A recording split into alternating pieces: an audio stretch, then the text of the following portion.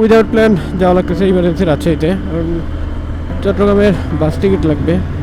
I don't know পাওয়া যাবে কি না। এই ধোঁয়াশার মধ্য দিয়ে এই দুপুরবেলা ঘড়িতে সময় 4:04, এত পরিমাণে গরম আর এত পরিমাণে রোদ, ইমার্জেন্সির জন্য যাওয়া লাগতেছে।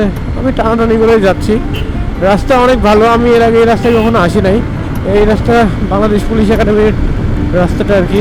তো আমরা পানেশ্বর দিয়ে বের হয়ে রাজশাহী শহরে ঢুকবো। রাস্তাটা অনেক ভালো, আপনারা চাইলে এই রাস্তায় আসতে পারেন। টানাটানির জন্য না, এমনি রাস্তাটা দেখতে আসেন। কারণ চারপাশে আমের মেলা, আর মাঝখানে এই রাস্তাটা সুন্দর একটা রাস্তা। আর রাস্তাটা হয়তো খুব নতুন হয়েছে, যার কারণে কোথাও ভাঙাচোরা নাই, আর স্মুথ একটা রাস্তা, মানে ইজি টানাটানি করা যাচ্ছে। আর সবচেয়ে বড় কথা হচ্ছে যে এই সময় রাস্তাটা ফাঁকা, কিন্তু এই রাস্তায় বাস, ট্রাক, টেসলা সহ বিভিন্ন ধরনের গাড়ি চলে। আপনারা যারা আসবেন একটু সাবধান।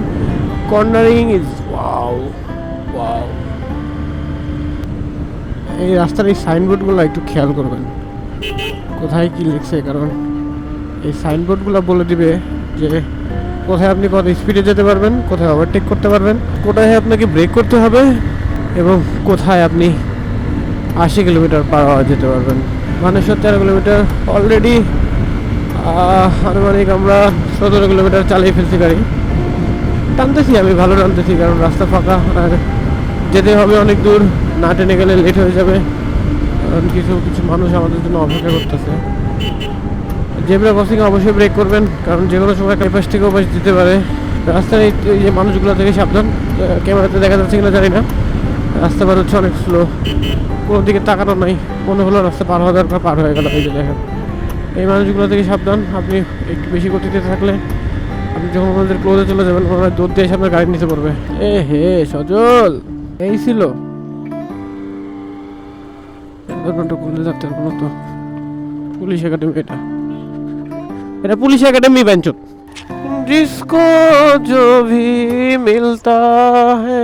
এই যে টেসলা দেখেন অবস্থা। এখনই বামে গেল, বুঝছিস? সাইড না দিয়ে ডানে গাড়ি চালালে তখন এখন বামে গেল। ঢাকা রাজশাহী সোজা। এটা সুইচ গেট, পানির সুইচ গেট। আবার কিসের সুইচ গেট?